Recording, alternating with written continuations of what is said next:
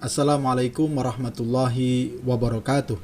Sahabat sekalian, hari-hari ini tentu kita kembali bersedih.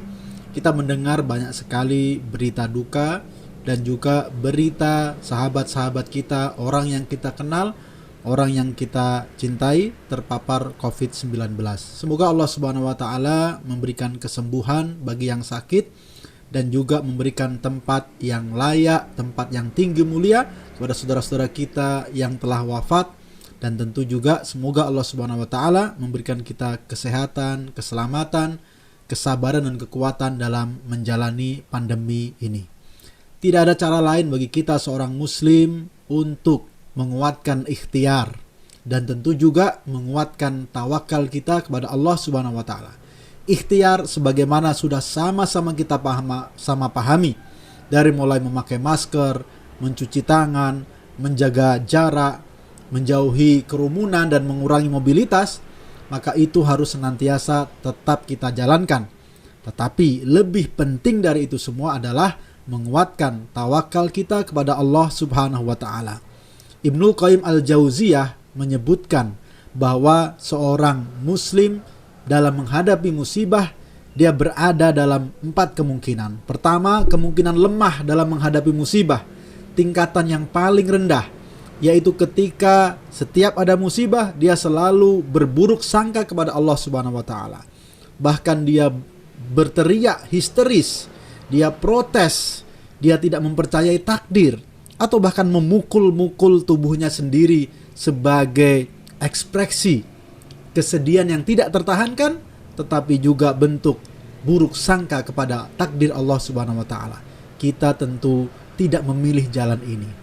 Ada tingkatan yang berikutnya, yaitu tingkatan sabar, di mana kita tidak menyukai musibah itu terjadi, tapi kita menahan diri, bersabar agar tidak melakukan hal-hal yang menjadikan Allah Subhanahu wa taala tidak ridho kepada kita. Kita bersabar, kita tidak berteriak-teriak histeris, kita bersabar, kita tetap berhusnudzon kepada Allah Subhanahu wa taala.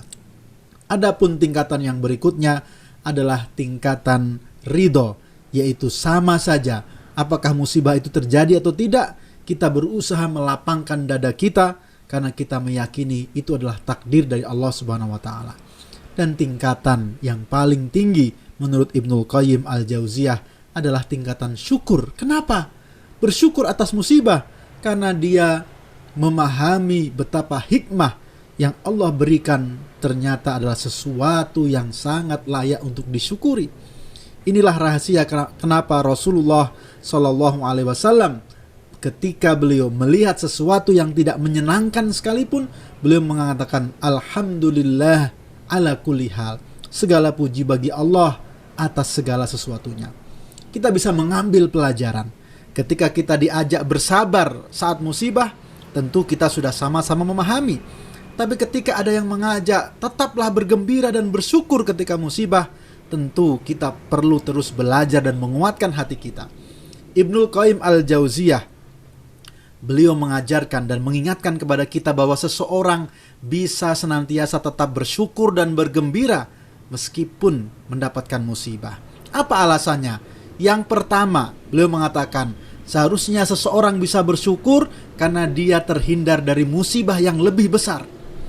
Ketika kita mendapatkan satu musibah, sebenarnya masih banyak orang lain yang mendapatkan musibah yang jauh lebih besar. Disitulah tempat kita harus bersyukur.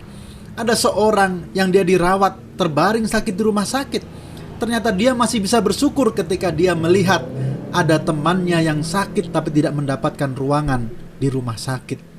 Maka tetap seorang bisa bersyukur karena dia terhindar dari musibah yang lebih besar. Kemudian yang kedua, alasan kenapa kita harus bisa tetap bersyukur dalam satu musibah, Imam Al-Ghazali mengatakan karena selama musibahnya bukan dalam masalah agamanya, tidak menggoyahkan akidahnya, tidak mempengaruhi keimanannya, maka tetaplah bersyukur.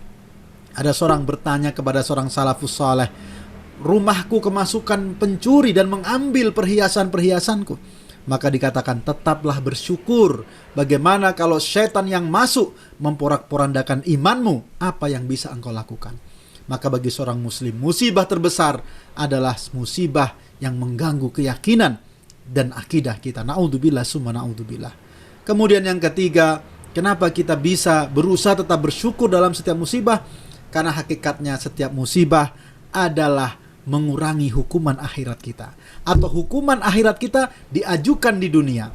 Setiap musibah menggugurkan dosa-dosa kita dan kita bisa bersyukur karenanya. Kemudian juga alasan yang keempat, karena setiap kita mendapatkan jatah kuota musibah yang tidak bisa ditambah dan dikurangi. Maka ketika ada musibah, maka setidaknya kita berpikir bahwa berarti hal itu mengurangi jatah kuota kita, atau bahkan menghabiskan, artinya tidak ada lagi setelahnya. Alhamdulillah, summa alhamdulillah. Dan yang kelima atau yang terakhir, kenapa seorang muslim tetap harus bersyukur atas satu musibah? Karena dia meyakini wabasyiris sabirin, kabar gembira bagi orang-orang yang sabar, akan diberikan pahala, bahwa sesuatu yang ia terima ini dari musibah yang begitu berat, dia harus meyakini bahwa pahala yang dijanjikan Allah Subhanahu wa taala jauh lebih besar dari musibah yang dia rasakan hari ini, yaitu innama yuwaffas sabiruna ajrahum bighairi hisab. Sesungguhnya orang-orang yang sabar diberikan pahala yang tidak putus-putus. Semoga kita mampu bersabar. Assalamualaikum warahmatullahi wabarakatuh.